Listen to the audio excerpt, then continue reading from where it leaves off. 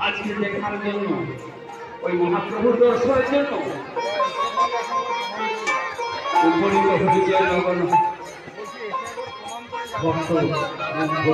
মায়েরা আজকে মহাপ্রভুকে দেখার জন্য কৃষ্ণপক্ষ শুক্লপক্ষ একটি পক্ষ ওই চাঁদের আলোকে আলোকিত করে